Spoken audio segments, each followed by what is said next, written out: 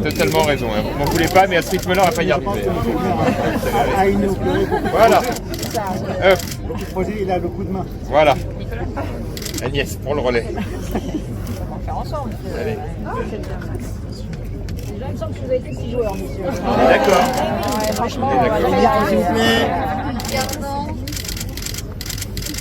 C'est Deuxième. Quand même, ça, c'est au moins, c'est... Et puis on en profite pour dire à ceux d'entre vous qui sont riverains qu'on va aller le plus vite possible. Hein. Voilà. Après, on fait un petit tas comme ça, voilà, on y va. On est bien. Voilà. Voilà. Et ben ça y est, c'est fait.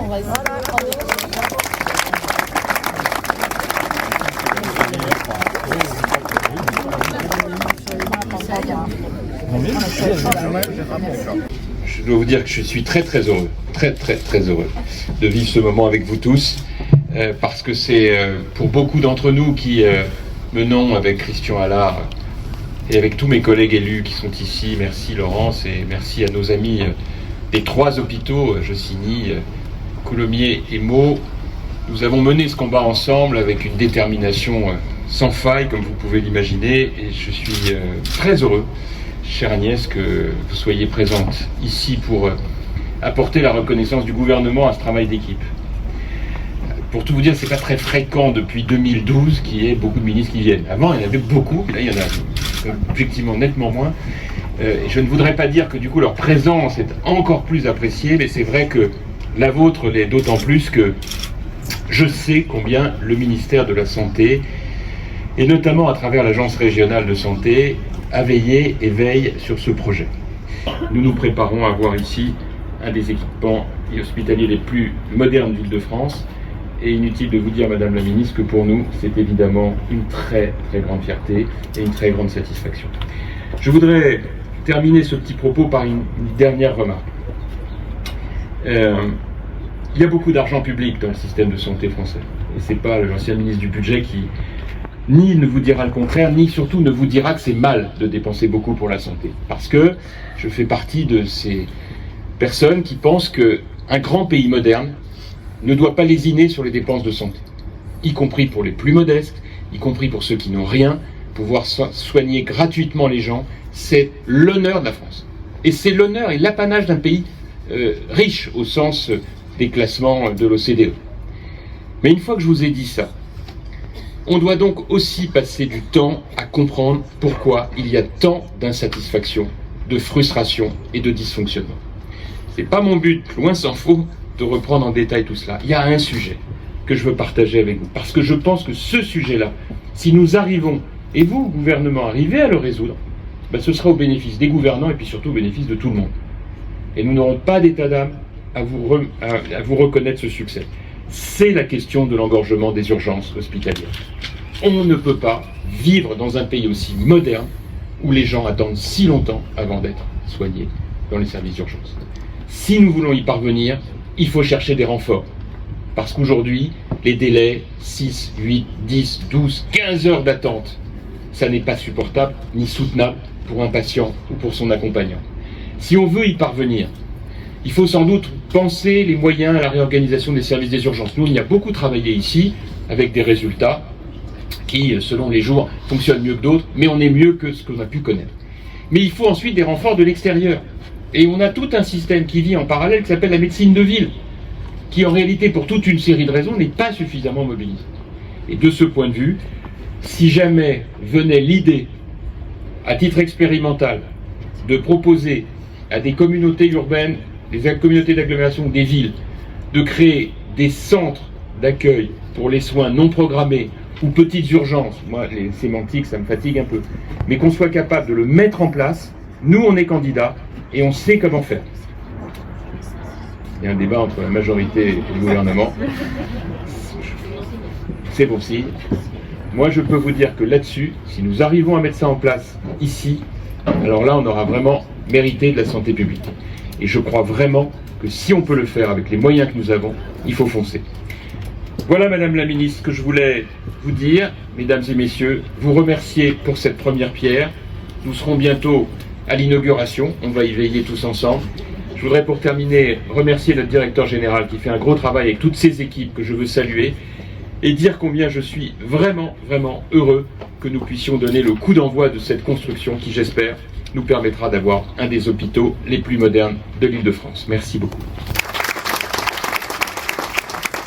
Je suis heureuse d'être à vos côtés aujourd'hui dans cette belle ville de Meaux, cher Jean-François, pour poser la première pierre de ce qui sera le nouveau grand hôpital Est francilien.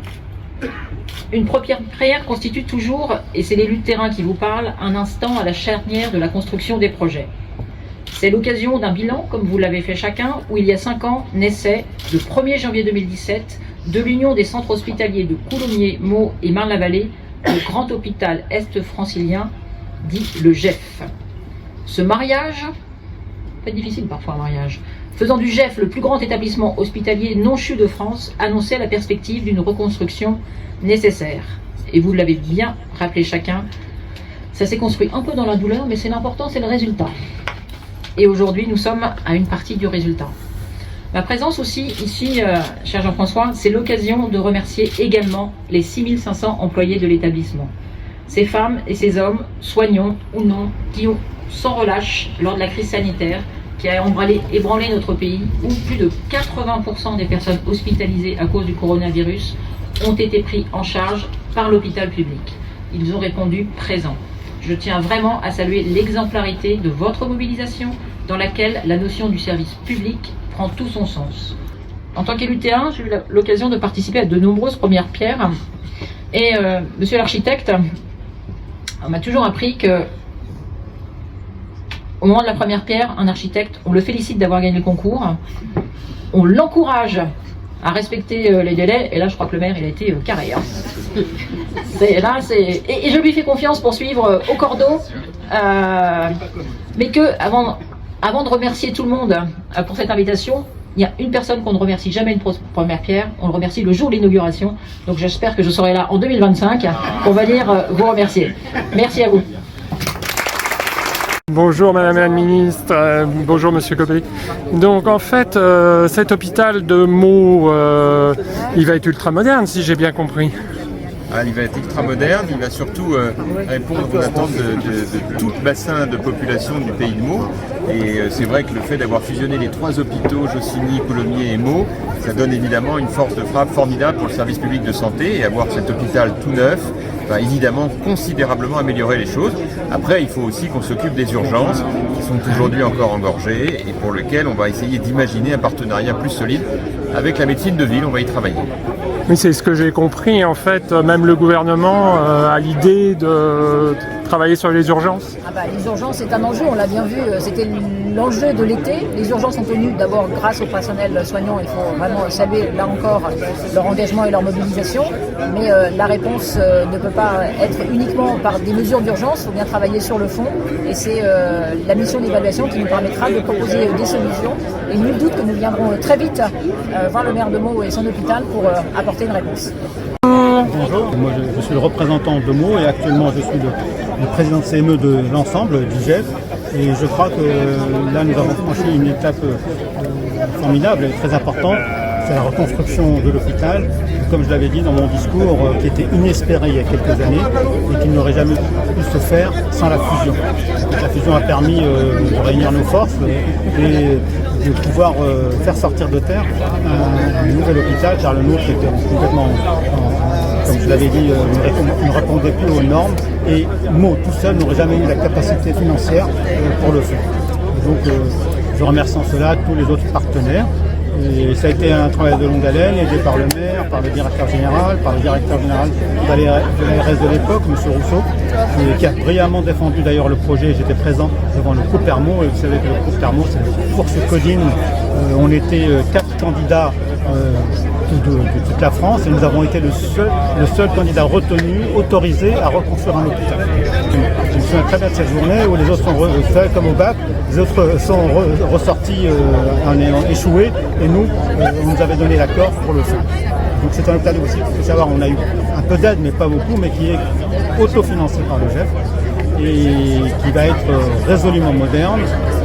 On va en faire un fleuron au niveau du GEF pour la chirurgie notamment mini-invasive et l'endoscopie. La chirurgie mini-invasive basée autour du robot. Je suis le responsable et le chef de la plateforme robotique. On l'a installé à peu près 1 an et demi. C'est un robot de dernière génération qui était le seul à l'époque installé hors APHP dans le département. Pas dans le département et en Ile-de-France, hors hôpitaux privés.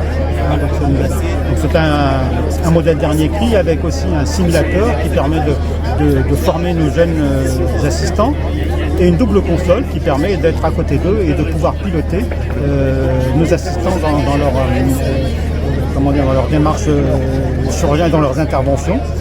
Et il faut savoir que malgré le Covid, malgré toutes les difficultés qu'on a eues, on a réussi quand même à le mettre en route. Et ça fait même pas 1 an et demi, nous sommes déjà à la 200e procédure. Donc voilà, c'est formidable et qu'il est partagé. Donc en fait, il est partagé entre les 3 hôpitaux. Donc il est basé à Meaux, mais partagé entre les 3 hôpitaux. Et tout est organisé pour que chacun puisse en profiter. Les patients, bien sûr, principalement, et puis les chirurgiens. Et ce qu'il faut savoir, que c'est pas une dépense, ça coûte cher un robot. Mais moi, je trouve que c'est un investissement, car à la fois, il permet de garder les patients sur le territoire, mais pas ailleurs, mais aussi et surtout pour renouveler les générations. Maintenant, si vous n'avez pas un robot chirurgical, vous n'avez pas de chirurgien qui bouffe, pas de jeunes chirurgiens. La première question qu'ils posent, est-ce que vous avez le robot? Vous n'avez pas le robot, ils ne viennent pas. Donc ils vont ailleurs. Ah ouais. C'est très très important d'avoir le robot et j'ai été très aidé par le directeur général qui m'a aidé personnellement sur ce projet et j'en suis très heureux. Et en fait, il fait quoi comme opération, le robot? Le robot, il fait rien tout seul. Le robot, il fait ce que lui dit le chirurgien, ce que lui commande le chirurgien. Le robot, en fait, c'est une relation maître-esclave, c'est-à-dire le patient est installé, on met ce qu'on appelle des trocars, ce sont des petits tubes métalliques qu'on met dans le malade et on met des caméras et des pinces. Et puis après, on amarre le robot à ces trocars et on s'installe à une console et on le pilote avec une sorte de joystick. Et donc en fait, il ne reproduit que le mouvement que l'on fait. Lui ne prend aucune initiative. D'accord. C'est nous qui faisons tout, on le contrôle, mais il fait les choses sans fatigue, il fait les choses d'une manière très précise parce qu'on a un agrandissement par 20 de la vue humaine et surtout on a une vision en 3D que sur les soit quand on est en direct ou parcelloscopique on n'a pas, c'est-à-dire qu'on voit en profondeur. Et cela permet de faire des tout petits champs opératoires avec une dissection absolument précise, fine, ce qui permet de faire des choses en ambulatoire ou de très courte durée. Donc ça veut dire qu'en définitive, c'est un gain très important pour le patient car il a moins de douleur, moins de saignement, moins de cicatrices, il sort plus vite et il reprend son travail plus vite. Donc c'est un gain pour l'hôpital, pour les chirurgiens, pour les patients et pour la société, parce que ça veut dire moins d'arrêt de travail, moins de frais de médicaments, moins de remboursement, donc l'un dans l'autre, c'est pas mal.